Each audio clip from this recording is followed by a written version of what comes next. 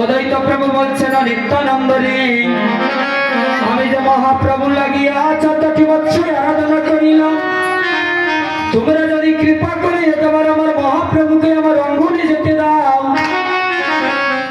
আমার মহাপ্রভুকে যে আমার অঙ্গনে একেবারে নিতে চাই। তাই আজ কি করলেন, শ্রীবাসাদী রামানন্দ সবাই একত্রিত হইয়া অদ্বৈত প্রভুকে বললেন, যাও যাও অদ্বৈত,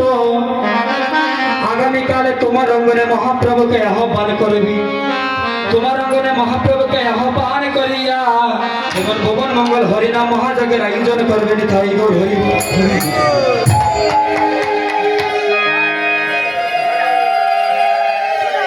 তাই আবার অদ্বৈত প্রভু কি করলেন,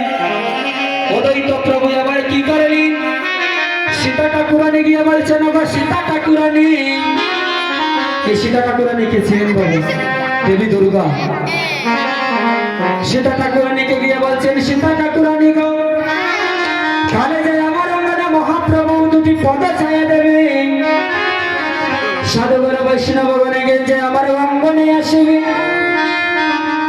তাই তুমি এক কাজই করো সীতা ঠাকুরানী। সীতা ঠাকুরানীকে মিনতি করে বলছেন, আলিপনা ধাও গো সীতা আগে নজরিয়া, তুমি আলিপনা ধাও গো সীতা আগে নজরিয়া, আসিতে মহাপ্রভু নাচিয়া নাচিয়া,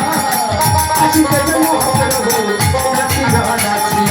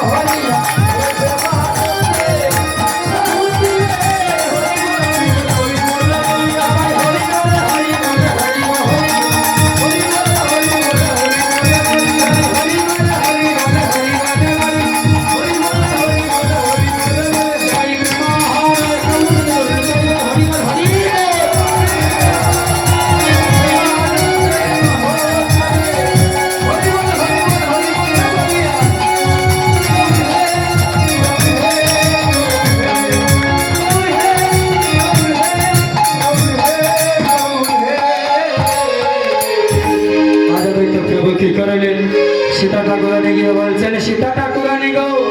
অবর সীতা ঠাকুরানী গো, তুমি যে আমার আঙ্গিনা জুড়ে আলিপনা দানে কোনো, কালে যে আমার মহাপ্রভু আসবে, 64 মহন্তগণ আসিবি, দ্বাদশ গোপাল অষ্ট কবিরাজ সবাই যে একত্রিত হয়ে আমার অঙ্গনে গমন করবি, আমার অঙ্গনে যে সবাই গমন করবে। তাই আবার সীতা ঠাকুরানী কি করলেন, আজ মনের আনন্দে হরি বল ধ্বনি করে, প্রাণে গোবিন্দ ধ্বনি করিয়া, হা গোবিন্দ হা কৃষ্ণ বলিয়া সীতা ঠাকুরানী অঙ্গনটাকে আলিপনা দিয়ে সাজাচ্ছেন,